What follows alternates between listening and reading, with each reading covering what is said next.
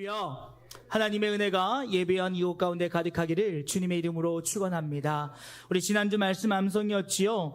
우리 마태복음 6장 24절 말씀, 한 사람이 두 주인을 섬기지 못할 것이니, 우리 함께 암송합니다. 시작. 한 사람이 두 주인을 섬기지 못할 것이니 혹 이를 미워하고 저를 사랑하거나 혹 이를 중히 여기고 저를 경히 여김이라. 너희가 하나님과 재물을 겸하여 섬기지 못하느니라. 마태복음 6장 24절 말씀. 아멘. 사랑하는 여러분, 오직 주님만 사랑하며 주님만 섬기며 주님과 동행하는 우리 영진가족들 되어질 수 있기를 주님의 이름으로 축원합니다.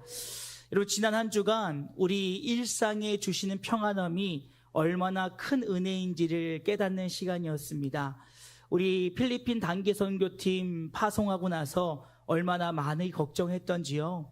요즘에 비행기 사고가 하도 많이 나서 별일 없이 잘 갔다 와야 할 텐데 라는 마음으로 기도하고 있었는데, 다행히 잘 도착해서 그래서 은혜 함께 나누고 또 누리며 돌아온 이야기 듣고 너무너무 감사했습니다. 또 같은 날 우리 원로 장로님, 권사님 공항에 도착하셔서 여러분 배우셔야 돼요. 도착하자마자 전화하셨어요. 목사님, 저 왔습니다. 그러셨길래 얼마나 감사하던지요. 또 이렇게 오늘 앉아서 찬양을 하는데 우리 위에 계신 우리 권사님들 또 우리 성도님들 얼굴 보니까 한 주일 동안 하나님께서 잘 지켜주셨다가 예배 자리로 인도하시는 것이 얼마나 큰 은혜인지 다시금 생각하는 시간이었습니다. 우리 그런 의미로 옆에 있는 분들 바라보면서 이렇게 한번 인사할까요? 주님의 이름으로 사랑합니다. 주님의 이름으로 사랑합니다. 합니다. 우리 선언하겠습니다. 내려놓음으로 숨쉬자. 예배로 숨쉬자. 사역으로. 숨쉬자. 다시 한번요. 내려놓음으로 숨쉬자. 예배로 숨쉬자. 사역으로. 숨쉬자. 날마다 공급하시는 주의 은혜 가운데 살아가는 우리 영진가족들 되어지기를 주님의 이름으로 축원합니다.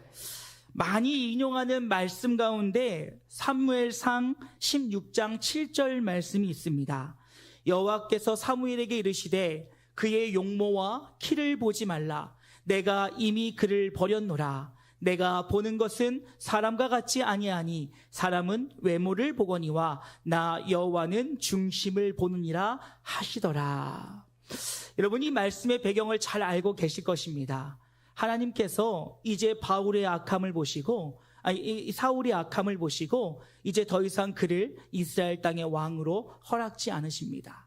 이에 하나님께서 사무엘에게 명하시사 이새의 집으로 가서 이제 다음에 이스라엘이 이끌어갈 그 왕을 이새의 아들 가운데 하나 가운데 세우라고 이야기하지요. 그리고 사무엘이 주의 말씀에 순종하여 이새의 집에 갔을 때 그가 가장 먼저 만난 이는 아들 가운데 엘리압이었습니다. 그의 외모가 얼마나 출중하고 대단했던지 이 사무엘은 그를 보자마자 하나님, 이가 맞지요? 이를 왕으로 세워야겠지요? 라고 하나님께 구합니다. 그때 하나님께서는 그가 아니다 라고 말씀하시면서 사람은 외모를 보지만 나는 중심을 본다 라고 말씀하고 계신 것을 볼 수가 있습니다. 여러분, 여기서 우리가 한 가지 생각할 수 있는 것은 사무엘은 선입견에 사로잡혀 있었다라는 거예요. 여러분, 유명한 영화 대사 중에 그런 대사가 있죠. 내가 왕이 될 상인가? 그지요? 예, 그걸 봤을 때 그가 왕이 될 상처럼 보였다라는 거예요. 건장하고요, 준수하고요, 누가 봐도 존경받을 만한 그의 외형의 모습을 보면서 그가 왕이 될 거라라고 생각했지만 하나님께서는 그의 겉모습이 아니라 그의 중심을 보시기에 엘리압은 아니다라고 말씀하고 있다는 것입니다. 여러분, 이렇게 우리는 누군가를 만날 때, 누군가를 대할 때 어떤 상황 속에서 선입견을 갖고 대하는 것을 볼 수가 있습니다. 여러분, 선입견, 이것을 보았더니 어떤 사람이나 사물 또는 주의나 주장에 대하여 직접 경험하지 않은 상태에서 미리 마음속에 굳어진 견해라고 이야기하고 있습니다. 여러분, 이 말은 무슨 말입니까? 어떠한 일을 하기 전에, 경험해보기 전에 내 나름대로의 정의를 내리고 결단을 내리고 결정하여서 그렇게 바라보고 그렇게 행하고 그렇게 살아간다라는 것입니다. 그로 인하여서 그 세상 속에 스스로가 자기를 가두는 일들이 우리의 삶 가운데 벌어진다는 것이지요. 여러분, 비근한 예로 요즘에 MG, 그럼 여러분 어떻습니까? 굉장히 창의적이고 자유로우며 자신 일에 열심히 하고 이렇게 생각하십니까? 아니면 건방진 것들 이렇게 생각하십니까? 왜 그런지 모르겠지만 MZ에 대한 이미지들이 너무 안 좋은 것 같아요. 하지만 여러분, 우리의 젊은이들 보면요, 참 배울 것이 많이 있습니다. 자신의 일에 최선을 다하고 자신이 납득하고 이해하고 용납되어지면 자신의 삶을 전부 드리는 그들의 모습을 보면서 참 배울 것이 많다라는 생각이 들지만, 우리는 경험하지 않고 여러 미디어를 통해서 바라본 MZ들의 문제점을 가지고 그들을 선입견으로 바라볼 때가 있다라는 것입니다. 여러분, 혹 집에서 배달 주문을 시켰을 때 그 배달 기사가 팔에 문신이 있으면 여러분 어떤 생각을 하십니까? 두려우십니까? 걱정되십니까? 여러분, 문신한 사람들 중에서요, 착한 사람 참 많이 있어요.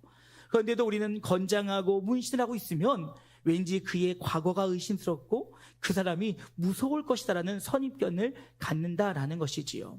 그뿐만이 아닙니다. 교회에서도 그런 일들이 많이 있지요. 목사는 이래야 돼, 리더들은 이래야 돼, 누구는 이래야 돼. 이러한 선입견을 가지고 바라보니 그 내 기준에 부합되지 않을 때 존중하려 하지 않고 존경하려고 하지 않는다는 것입니다. 그러니 여러분, 이 선입견을 깨지 않으면 우리는 그 선입견이라고 하는 세상 속에 갇혀서 살아갈 수밖에 없다라는 것이지요. 그런데 놀라운 것은 이 선입견을 깰 때 우리의 삶에, 우리가 살아가는 세상에 변화가 시작된다라는 것입니다. 여러분, 어찌 보면 예수님이 오셔서 하셨던 사역 중에 하나도 바로 이 잘못된 선입견을 깨는 것이 아니었을까라는 생각을 해보게 되어집니다. 여러분, 유대인들은 자신들의 선입견에 갇혀 있었습니다. 먼저 구원은 우리 유대인들에게만 있다라고 그들은 착각하고 있었지요. 그래서 구원은 개인의 것이라고 주님은 말씀하시면서 집단적이고 민족적인 개념의 구원을 너희들은 깨야 된다라고 말씀하셨습니다. 뿐만 아니지요, 예수님을 따르는 많은 사람들은 예수님이 이 땅에 오심이 지상의 구세주로서, 지상의 메시아로서 우리에게 오셨다라는 선입견을 갖고 있었습니다. 그래서 로마의 압제로부터 나를 자유하게 해주시고, 또한 더불어서 그 메시아가 오심을 통하여 이 열방을 호령하고 우리에게 힘을 줄 것이다 라고 하는 잘못된 선입견에 사로잡혀 있었다라는 것입니다. 그래서 주님께서는 말씀을 통하여 주의 말씀 가운데 그들의 잘못된 선입견들을 모두 다 깨어주셨다라는 것이지요. 그 가운데 오늘 우리에게 주신 하나님의 말씀은 너희가 알고 있는 천국에 대한 그 선입견들을 깨야 된다고 말씀하시면서 그 7가지의 비유 가운데 첫 번째로 4가지 땅에 떨어진 씨의 비유를 통해서 우리에게 하나님 나라를 사모하는 자, 하나님 나라를 바라보는 자, 그 자의 삶의 모습이 어때야 되는지를 다시금 말씀하고 있는 것을 볼 수가 있습니다. 그리하여 열매 맺는 자의 삶의 모습은 어떠한지를 우리에게 분명히 말씀해 주고 계시는데, 소망하는 것은 오늘 본문의 말씀을 통해서 오늘 주의 복음의 씨앗이 우리에게 뿌려짐을 통하여 30배, 60배, 100배의 아름다운 결실을 맺는 그 열매 맺는 삶이 오늘 저와 여러분의 삶이 되어지기를 소망하며 나아가는 복된 시간 되어질 수 있기를 주님의 이름으로 축원합니다. 첫 번째로요, 우리의 삶의 열매가 맺히기 위해서는 주의 말씀을 깨닫는 은혜가 있어야 한다라는 사실입니다. 오늘 예수님께서 우리에게 말씀하신 비유의 그 첫 번째 땅은 바로 길가입니다. 그래서 마태복음 13장 4절 말씀 보면 뿌릴새 더러는 길가에 떨어짐에 새들이 와서 먹어버렸고 라고 이야기하고 있어요. 여러분, 이 말씀을 좀 이해하기 위해서는 성경에서 말했던 이 길가가 어떤 곳인지를 좀 알아야 될 필요가 있다는 것이지요. 오늘 여기서 말하는 길가는 그저 길의 양쪽에 있는 이 여분의 땅을 이야기하는 것이 아니라 농과 논, 밭과 밭 사이에 농부들이 오가는 길을 바로 길가라고 표현했다는 것입니다. 그런데 여러분, 이 길가의 특징은 무엇입니까?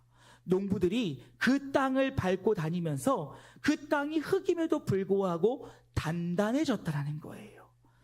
그곳에 생명이 살 수 있는 곳임에도 불구하고 계속 이 농부들이 밟고 지나다님으로 인하여서 돌보다도 단단해진 땅을 바로 길가다라고 이야기하고 있는 것을 볼 수가 있습니다.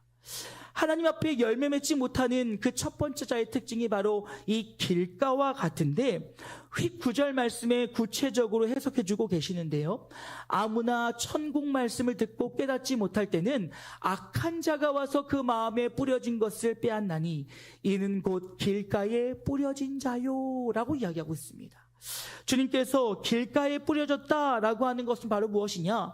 우리의 마음이 딱딱하여져서 하나님의 말씀이 뿌리 내릴 자리가 없다라는 거예요.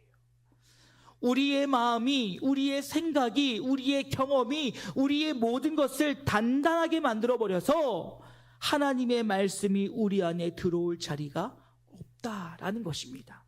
그런데 여러분, 성경은요, 그 이유에 대해서도 분명하게 말씀하고 계세요.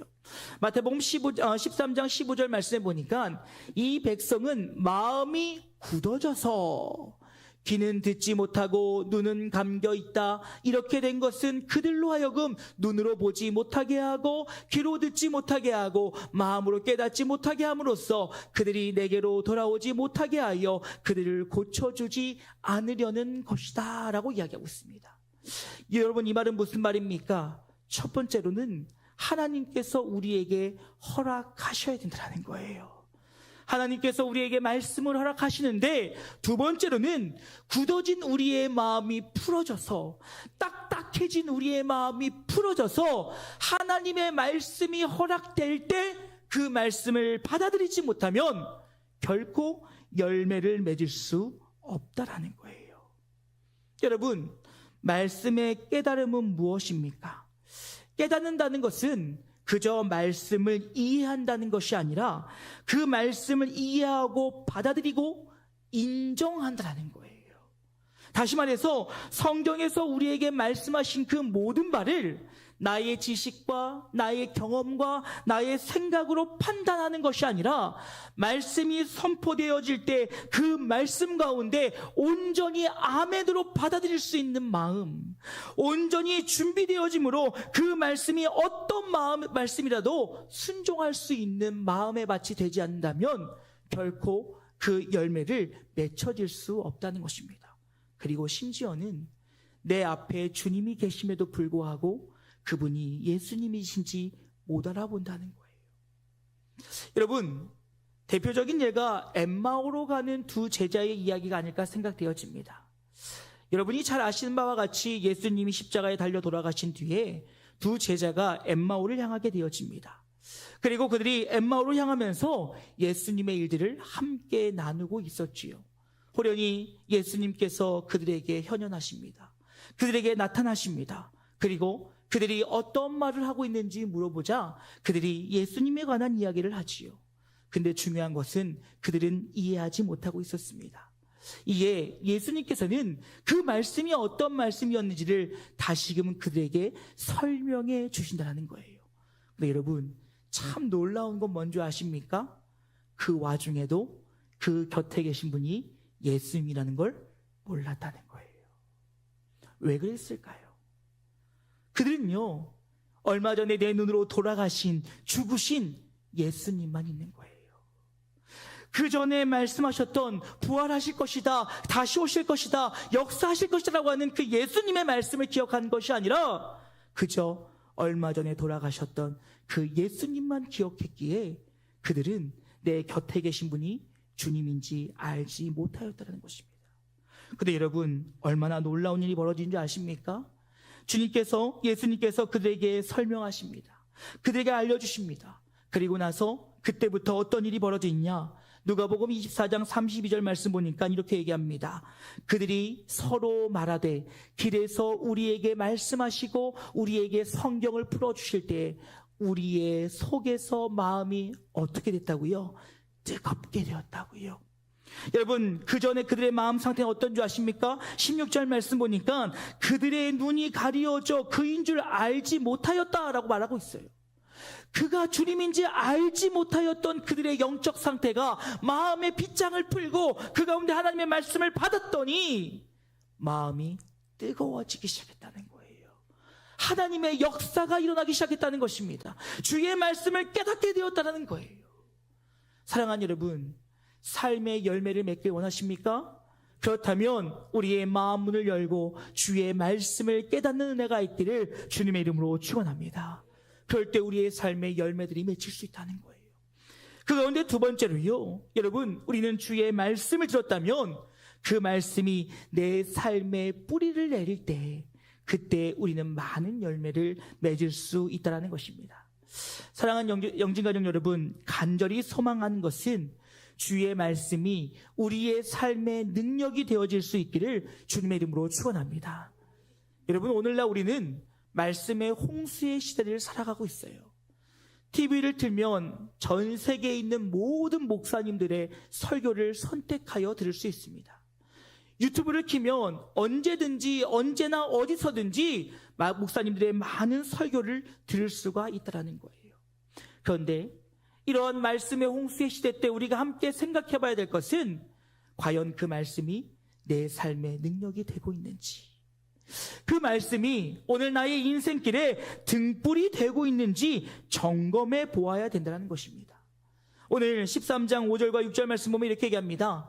더러는 흙이 얕은 돌밭에 떨어지매 흙이 깊지 아니하므로 곧 싹이 나오나 해가 돋은 후에 타서 뿌리가 없어지고 말랐고 라고 이야기하고 있어요. 지금 두 번째로 등장하는 것은 무엇이냐면 돌밭입니다. 돌밭은 어떤 곳이냐? 땅이 단단한 뿐만 아니라 흙이 얕아서 씨가 뿌리를 내리지 못한다는 거예요. 이에 대해서 21절에 이렇게 해석해 주십니다. 그 속에 뿌리가 없어 잠시 견디다가 말씀으로 말미암아 환난이나 박해가 일어날 때는 곧 넘어지는 자라 라고 이야기하고 있습니다. 여러분, 근데 여기서 참 재밌는 것은 무엇인지 아십니까? 20절 말씀에 그들이 그 말씀을 들을 땐 기쁨으로 받았다라는 거예요. 오늘날로 이야기하면 은혜 받았다라는 거예요. 그런데도 그 마음밭이 돌밭과 같아서 그 받은 은혜의 말씀이 뿌리를 내리지 못하였다라는 것입니다. 그 결과는 무엇입니까? 해가 뜨면 타버린다는 것이지요. 여러분, 이 씨가 뿌리를 땅에 깊숙이 내린다면 이 씨는 결코 마르지 않았을 것입니다. 땅으로부터 공급되어지는 수분을 먹으며 또 땅으로부터 공급되어지는 영양분을 먹으며 제 아무리 그 햇빛이 따갑다 할지라도 이 씨는 충분히 열매를 맺힐 수 있었을 거예요. 하나, 그 믿음의 뿌리를 내리지 못하고 신앙의 뿌리를 내리지 못하니 작은 일에 일일비하며 시험 들고 결국엔 주님을 떠나는 일들까지도 벌어진다라는 것입니다. 여러분, 우리는 주의 말씀이 임하였다면 그 말씀이 내 삶이 되기를 소망하며 나아갈 수 있기를 주님의 이름으로 축원합니다. 실로 우리 주변에 그런 이들을 참 많이 만나게 되어집니다. 집회를 통해서, 기회를 통해서 은혜를 받아요.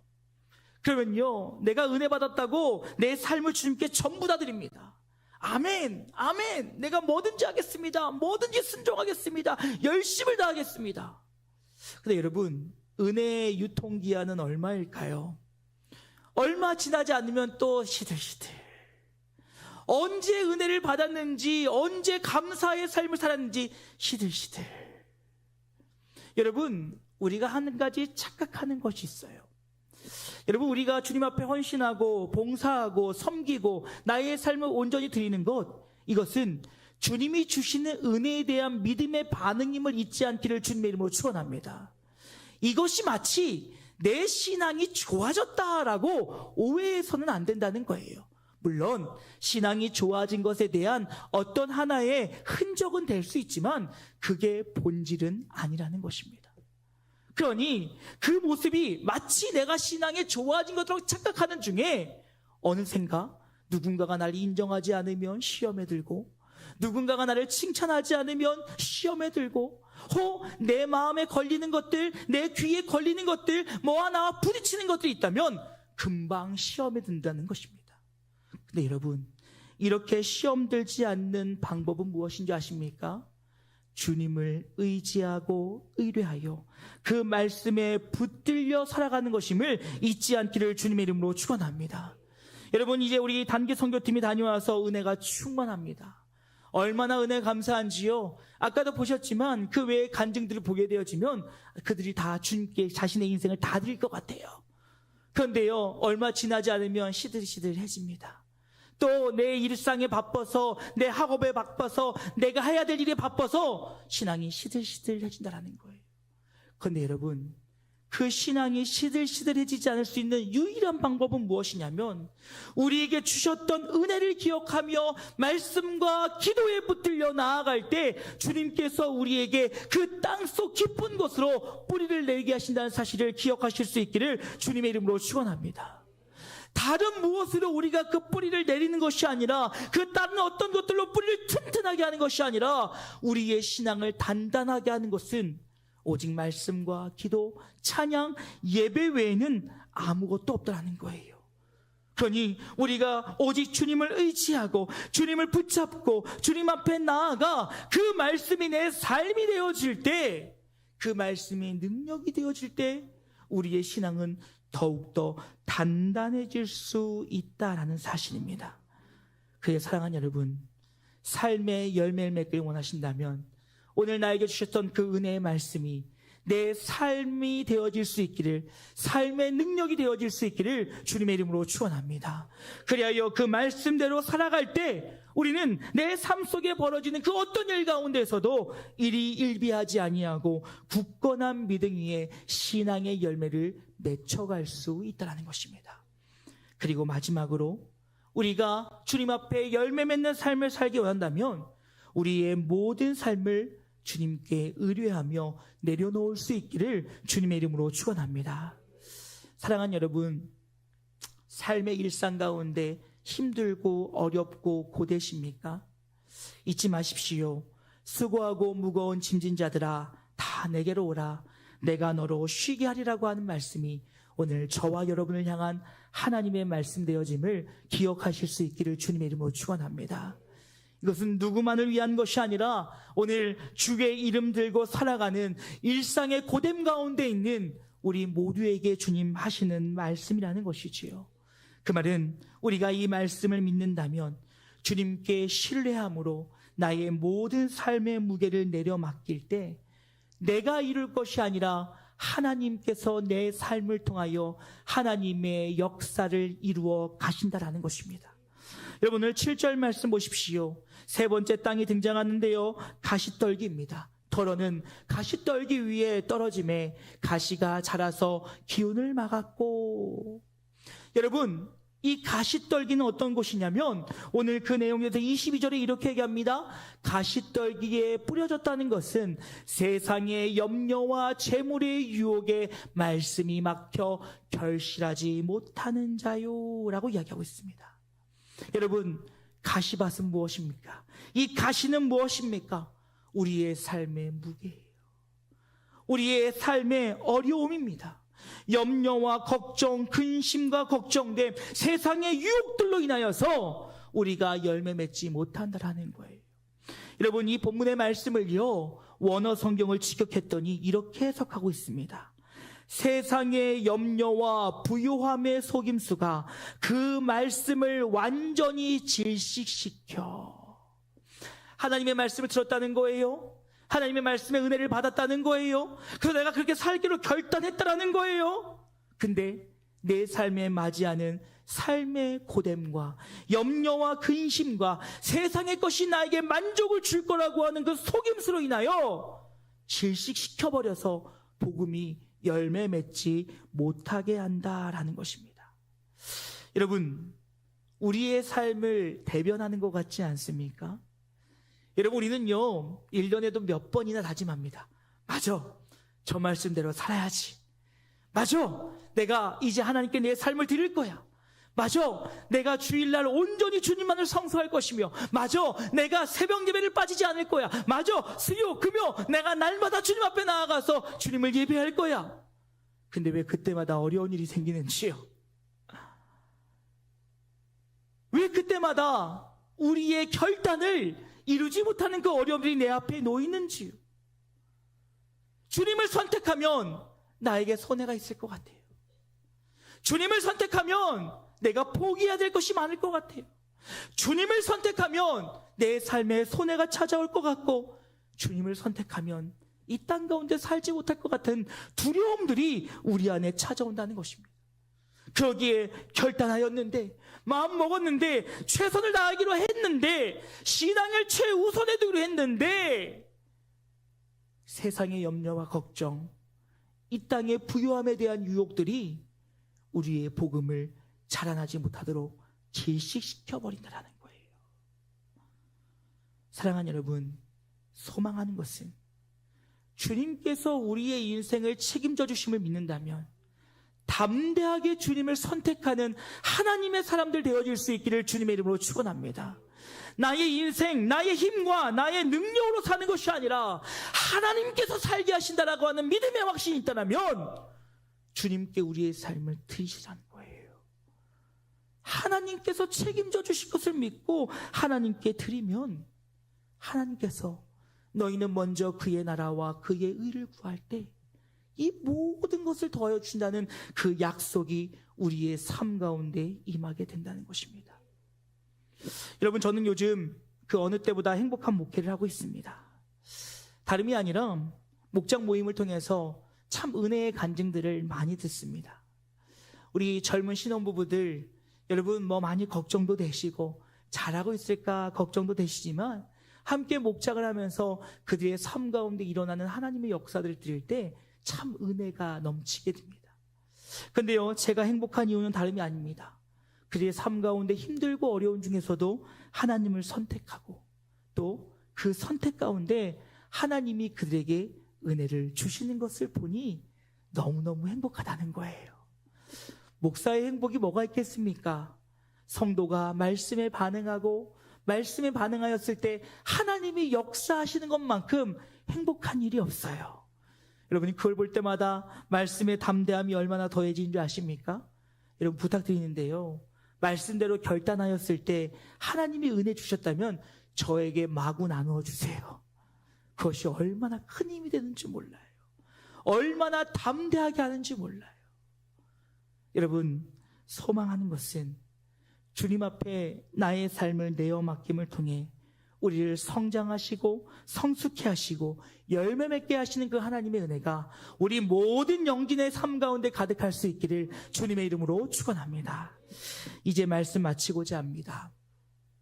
사랑하는 여러분, 예수님께서는 이제 마지막으로 좋은 땅에 대해서 말씀하십니다. 그럼 여러분, 좋은 땅은 어떤 땅일까요? 오늘 말씀을 요약하면 좋은 땅은 하나님의 말씀을 듣고 깨달아 믿음 위에 온전히 순종하며 나가는 게 좋은 땅이에요. 우리가 열매 맺을 수 있는 좋은 땅은요, 오늘 하나님의 말씀이 임하였습니다, 아멘으로 화답하는 거예요. 내가 알고 있는 지식, 내가 알고 있는 경험, 내가 알고 있는 것으로 하나님의 말씀을 판단하는 것이 아니라 있는 그대로 받아들이는 거예요. 그리고 그 말씀대로 한번 살아보는 거예요. 나의 삶을 온전히 하나님께 내어 맡김을 통하여 살아보는 거예요. 그런데 우리는 연약하여 쓰러지고 넘어질 때가 있기에 내 삶을 통하여 역사하고 일하실 그 하나님을 의지함으로 나아갈 때, 그때 하나님께서 우리의 삶에 30배, 60배, 100배의 열매를 맺게 하시나라는 것입니다. 오늘 1부 예배를 마치고 나서 아침에 제 설교를 들으신 한 분으로부터 카톡을 받았어요. 목사님, 오늘 말씀이 너무 은혜로웠습니다. 감사합니다. 제 말씀을 아침마다 보고 리뷰해 주시는 목사님이시거든요.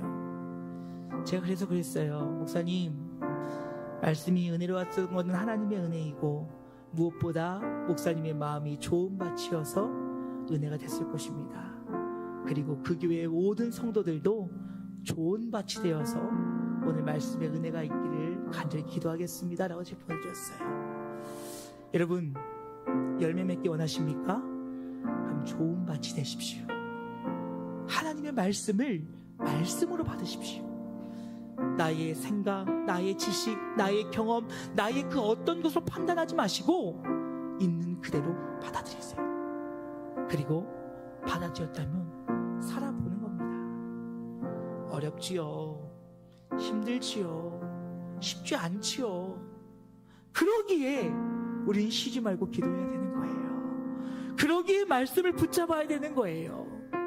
그럴 때 주님께서 우리의 삶을 통하여서 30배, 60배, 100배의 풍성한 열매의 삶으로 인도하신다는 사실을 기억하시기를 주님의 이름으로 축원합니다. 오늘 이 찬양으로 설교 마무리했으면 좋겠어요. 내 삶에 들어온 주님의 말씀이라고 하는 찬양입니다. 말씀이 내 삶의 능력이 되어 그 말씀대로 살아갈 때 우리에게 주시는 은혜의 풍성함이 날마다 감사와 기쁨으로 열매 맺는 우리의 삶이 되어질 수 있기를 다시 한번 주님의 이름으로 축원합니다. 함께 찬양하고 기도하길 원합니다.